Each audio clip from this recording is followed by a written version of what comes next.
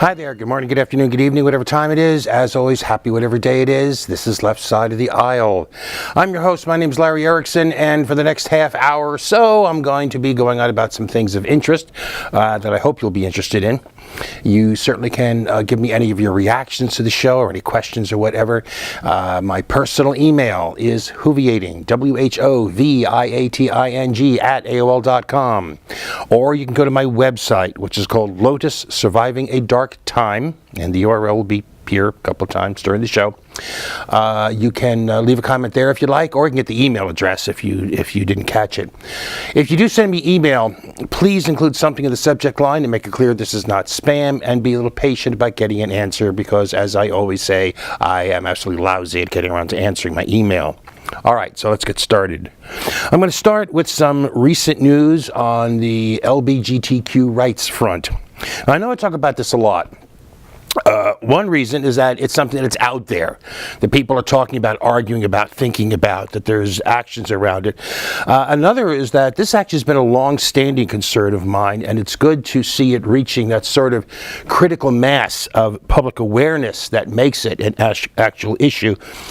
And most of all, because despite the losses, despite the bigotries and so on, it still seems to me to be an area where, despite everything, it feels that we as a society and as a culture are actually making some progress, and that's always good. It's grudging progress maybe, but it's progress.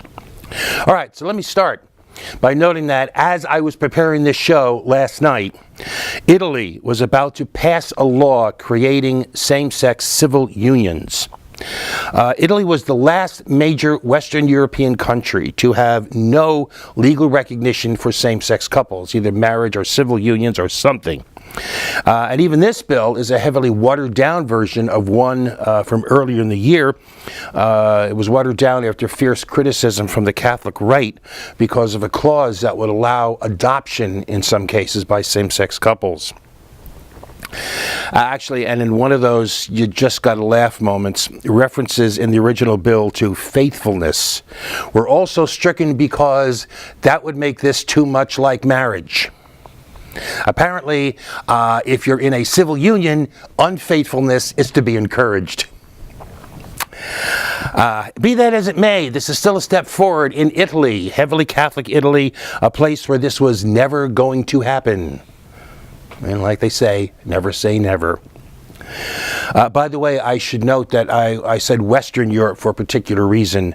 Eastern Europe is still a tough place to be anything other than straight. Here at home on the matter, the epicenter du jour is the state of North Carolina, which took its place in the spotlight after the city of Charlotte passed an ordinance expanding protections against discrimination based on sexual orientation or gender identity. And the state legislature responded by passing a bill banning any city or town from passing laws to protect people in within their districts. It also added what's become known as a bathroom bill. This is one of those bills that requires transgender people to use the facilities that accord with what's on their birth certificate rather than with their gender identity. That is, how they think of themselves, how they view themselves, how they live their lives.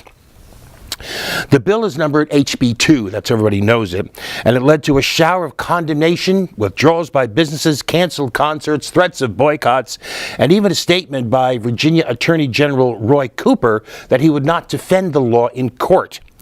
All of which together had Governor Pat McCrory scrambling to clarify the law.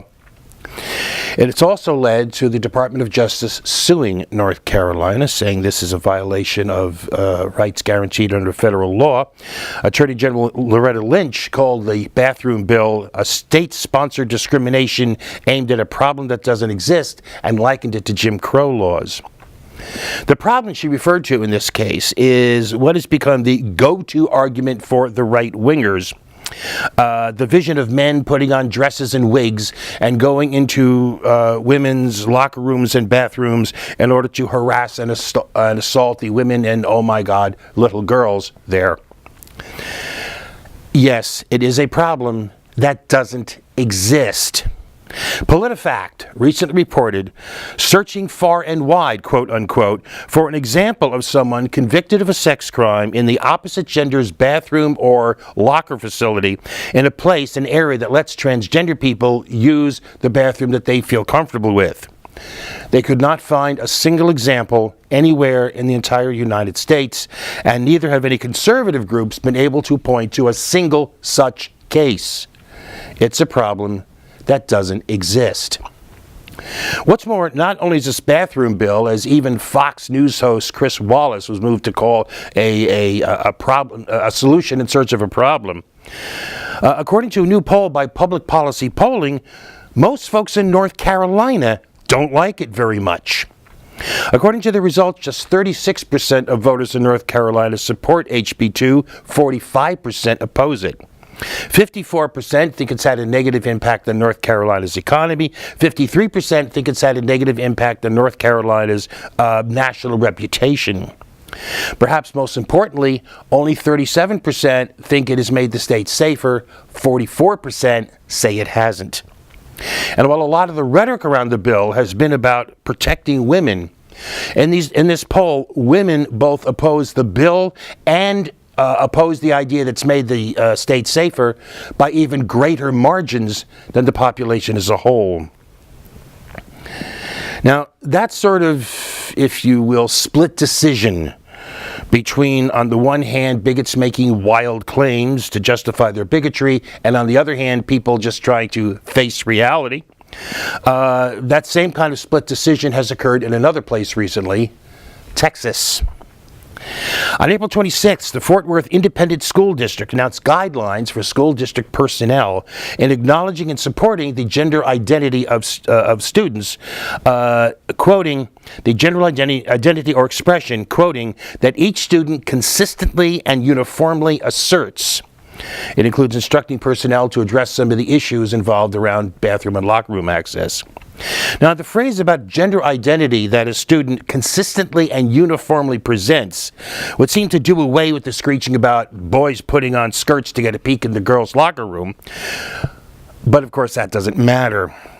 Texas Lieutenant Governor Dan Patrick is calling for the resignation of Superintendent Kent Scribner, claiming Scribner, quoting, has lost his focus and therefore his ability to lead the Fort Worth ISD, the Independent School District. And just to be sure he had covered all his bases, he also said, quoting, I call upon the parents within the Fort Worth ISD to take immediate steps to repeal this stealthy scheme and remove Dr. Scribner from his post. Hilariously, Patrick accused Scribner of having placed his own personal political agenda ahead of the students.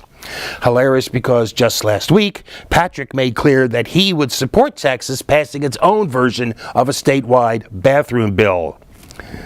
You know, speaking of personal political agendas, Scribner, for his part, says that he is proud of the rules and he will not resign. Okay, finally on this topic for the week, remember Louisiana Governor Bobby Jindal, one of those shrieking about how same-sex marriage was going to undermine and destroy all that's good in the world? Well, Bobby Jindal isn't the governor of Louisiana anymore, and on April 13th, the current governor, John Bell Edwards, issued an executive order that protects state workers and state contractors from being fired, discriminated against, or harassed based on their gender identity or sexual orientation. Now, it has limitations, the order does, in that it exempts specifically religious organizations such as the Catholic Church that contract with the state to provide services. And since it's an executive order, not a law, it doesn't affect those outside state government.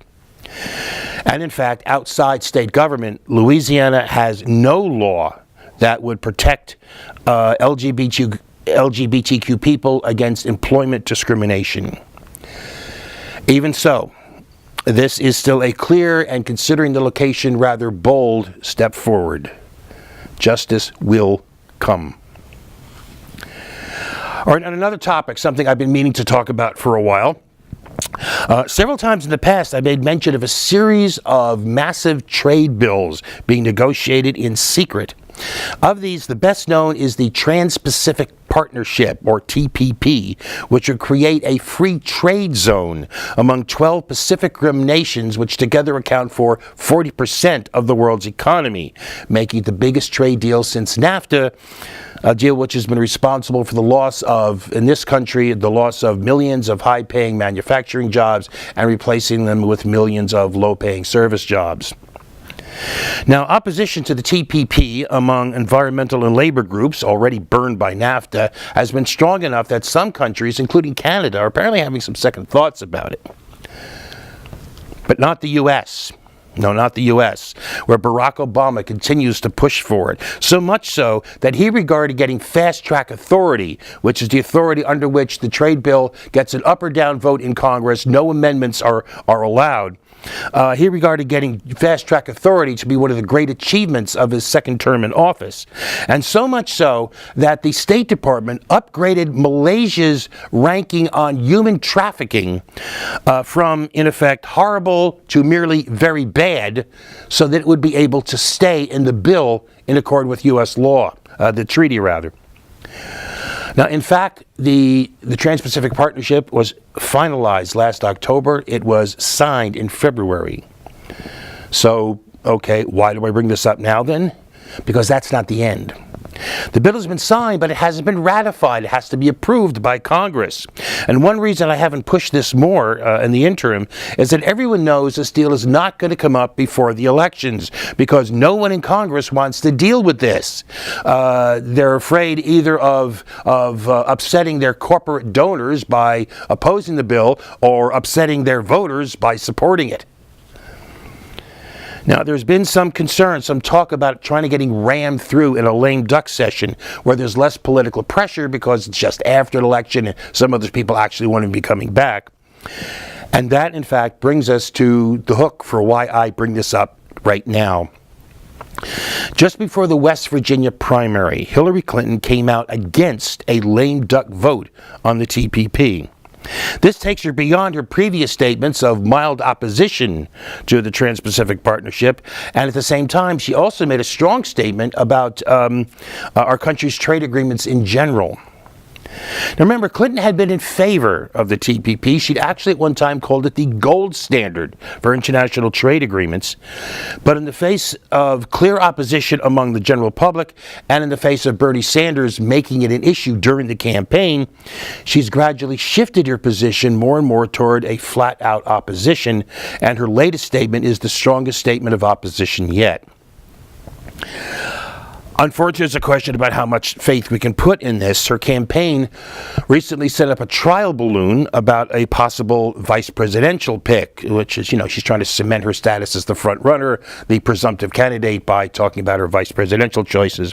What's unfortunate on this score is that the name hanging from that balloon was Virginia Senator Tim Kaine, a moderate Democrat who's got some progressive cred, but who was also a free trade zealot and was the Senate's most fanatical supporter of the Trans-Pacific Partnership, which gives us some cause to wonder about the strength of Hillary Clinton's actual opposition to the pact, which brings to mind the statement a few months ago from, Tom Donahue, who is the president of the United States Chamber of Commerce, who said not to worry about what Clinton is saying about the TPP now, that once she's in office, she'll flip back to supporting it. So what we should do is we should bear in mind that in January, if not in December, this is going to be a big fight, and we need to be ready for it. I should also note here, I'm going to note that the TPP is just one of 3 massive trade deals being negotiated in secret. Beyond the TPP, there is the Transatlantic Trade and Investment Partnership, or TTIP, which aims to do for North Atlantic trade what the TPP does for the Pacific Rim. And also there is the Trade and Services Agreement, the TISA, which looks to do for commercial services what these other agreements do for commercial products. Together, these treaties represent the creation of a world economy in which the benefit of corporations, especially transnational corporations, is no longer simply standard operating procedure, it's a legal requirement of international treaties. Now, the TTIP, the Transatlantic Trade and Investment Partnership, is under strenuous attack in Europe from environmental, labor, and consumer groups. In fact, recently Greenpeace warned that European standards on the environment and public health are at risk of being undermined by the agreement, a charge based on some 248 pages of classified documents from the trade talks that were leaked to the group. Greenpeace EU Director Jorgo Riss said the documents, and I'm quoting, confirm what we have been saying for a long time. TTIP would put corporations at the center of policy making to the detriment of environment and public health. One serious issue involved here is the proposal to replace the EU's precautionary principle, under which manufacturers of a potentially hazardous product have to show it is sufficiently safe before it is allowed to go to market, with the less strict U.S. managed risk approach, under which hazards are dealt with after they arise from a product already on the market. In addition, there are serious charges that the TTIP would be used to protect megabanks from claims by European investors who now allege that they were cheated and defrauded during the debt crisis. It would do this by means of deflecting such claims to an arbitration panel dominated by the same economic interests that benefited from the fraud in the first place. Word is that negotiators hope to have a deal ready to sign late this year, with the timing of that consciously chosen to avoid it becoming an issue in the U.S. presidential campaign. Frankly, it should anyway. And we are taking a break.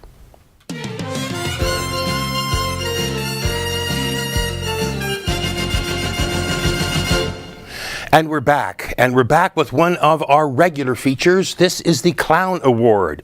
It's given, as always, for meritorious stupidity, and in this case, stupidity has something of a different meaning here. The Big Red Nose goes to Larry Pratt. He's a representative of Gun Owners of America, a group which, if anything, is even more fanatical about guns and the mythical gun owners' rights than the NRA is. Now, back in 2013, an investigation by Mother Jones magazine found that hundreds of children in the United States are killed every year by guns, many in homicides and many others in accidents, mostly when the child themselves, sometimes as young as 2 or 3, pulls the trigger. Since then, more data has shown such events to be even more common than originally thought. According to the group Everytown for Gun Safety, in 2015, there were at least 278 unintentional shootings at the hands of, that is, by, young children and teenagers, with the most typical age of the child pulling the trigger being 3. The New York Times reported on May 5th that during 1 week in April, 4 toddlers around the country killed themselves with guns, and a mother was fatally shot by her 2-year-old while she was driving. Virtually all of these tragedies occurred because some grown-up, some, I'm quite sure, responsible gun owner left a gun unsecured. There have been increasing pushes for safety measures like trigger locks, gun safes, and even what's called smart gun technology, where a gun actually can only be fired by the person it's supposed to work for. All of these, of course, are vigorously opposed by the gun nuts who claim they threaten Second Amendment rights, although it's damn hard to see how. But even that level of depravity is not low enough for Larry Pratt.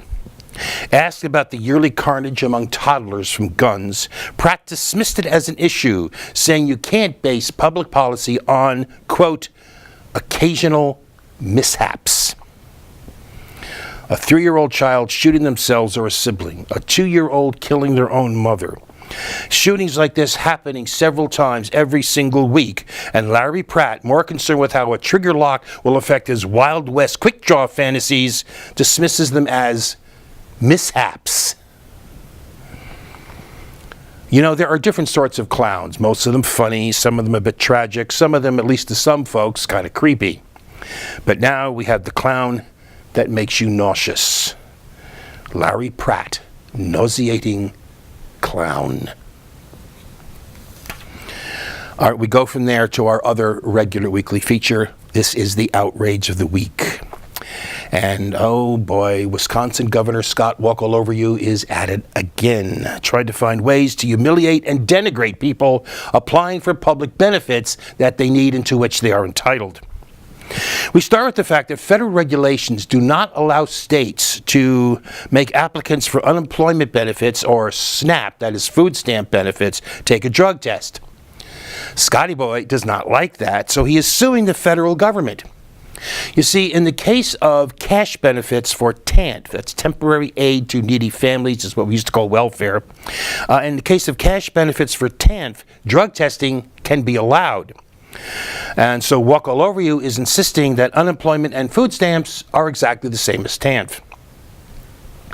Now, not satisfied with that, on May 4th, he authorized rules allowing employers who make drug tests a condition of employment to voluntarily submit to the state information about those tests and the results of them, and considerations of privacy be damned.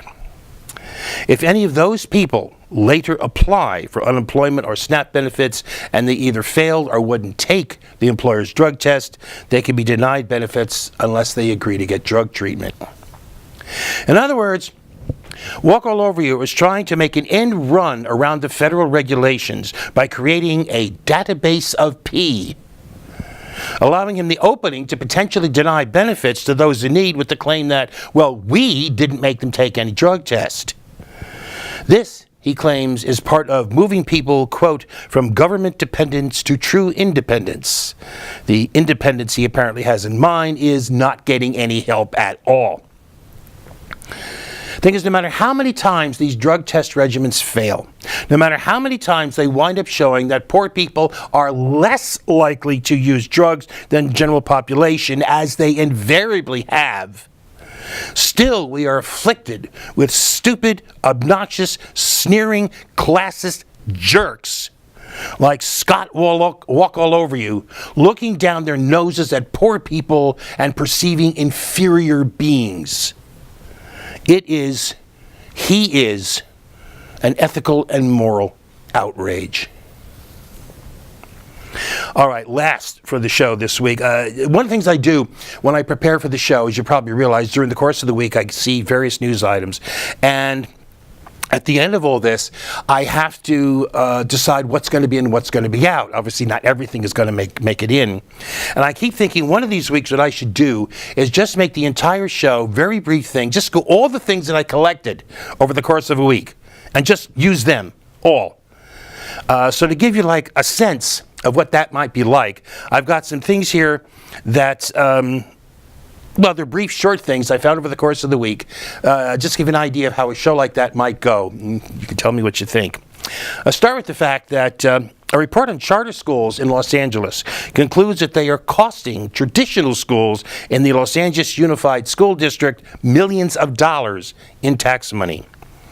The study calculates that between services to charters that take tax money from the district, which are that were intended for use in traditional schools, and direct education tax dollars going to charters, the budget for traditional schools is being drained by more than $500 million a year. Meanwhile, an advisory board in North Carolina is wrestling with the question of who to hold accountable when a charter school closes and fails to turn over student records, fails to pay its ex-employees, fails to meet its other financial obligations. See, since 2012, 10 charter schools in the state have closed, displacing over 1,100 students and nearly 150 employees, and with fiscal mismanagement involved, taking millions of dollars from the taxpayer-funded schools. Now, none of this should come as a surprise, since the whole purpose of charter schools is to undermine the public schools by taking money away from them and ultimately to privatize education, turning education into just another profit center instead of a public obligation. Next up, in 2003, Roy Moore, Chief Justice of the Alabama State Supreme Court, was kicked off the bench after refusing a federal court order to remove a Ten Commandments monument he had erected in the State Judiciary Building in Montgomery. In 2012, he was reelected to the same position. Now he's been suspended and may be kicked off the bench again, this time for having, quote, flagrantly disregarded and abused his authority when he ordered state judges to ignore the Supreme Court ruling recognizing the right to same-sex marriage. Personally, I hope they leave him suspended and never get around to actually kicking him off the bench, because if they do, the mouth breathers in Alabama will probably just elect him again. Next up, here's a thought I came across in the course of the week. Hillary Clinton said she wouldn't release the text of her speeches to Wall Street firms, for which she got paid over $200,000 a pop, until every other presidential candidate, including the Goppers, did the same. Well, guess what? There are 3 candidates now standing, and 2 of them have never given any such speeches, which means her conditions have been met. So, Hillary, where are the transcripts? Next up, efforts to bring attention to the issue of police brutality, especially toward minority communities, continue. In San Francisco, a group of 5 protesters just ended a 17-day hunger strike calling for the resignation of Police Chief Greg Suhr. They didn't succeed in that demand, but they did draw attention both within and without the city to the issue of over-aggressive police behavior in San Francisco, and prompted the mayor to tell the police department to reform its use of force policies. Next, an official report commissioned by the government of the United Kingdom on that nation's involvement in the Iraq War, including examining whether mistakes were made in either the execution or the planning for the war and its aftermath, is scheduled for release on July 6th. 7 years after it was commissioned and 5 years after its last public hearing. Its last hurdle was a security check, which, according to the BBC, quote, officials were looking for information that had been inadvertently included, which could damage relations with UK's allies, breach national security, or violate the UK's international obligations in any way. The fact that after that, it's claimed that nothing in the report was taken out as a result of this doesn't give me any confidence that come July we're going to see a revealing, hard-hitting, or insightful report. Finally, speaking of war, an addendum to my item last week about our lovely little war in Iraq and Syria. In describing the involvement of Navy SEALs in a direct firefight with Daesh forces, Daesh, remember, is sort of an insulting name for ISIS, military trainer Matthew Van Dyke said Daesh, quote, won't be able to sustain continued losses like those that it suffered in that battle. And the echoes of Vietnam keep clanging around my head. Not only do we have advisors becoming more and more involved in the actual fighting, not only do we have mission creep, now it seems we're back to body counts. Okay, that's it for the week. That's it. We're done. I'm going to put that aside. I want you to know I'm taking a little vacation. Family's taking a vacation. We're going to be gone for a little while. So the next show will actually be in 3 weeks from now. If you're seeing this, the next show will be the week of June 2nd through 8th, that would be. And that will be the next week of the next new show, June 2nd through 8th. So you'll look forward to that, I'm quite sure. And in the meantime, I would just say we're going to have a great time, great couple of weeks. So you go ahead and do. You have the best couple of weeks you possibly can. And for now, as always, we'll see you in a couple of weeks. And peace.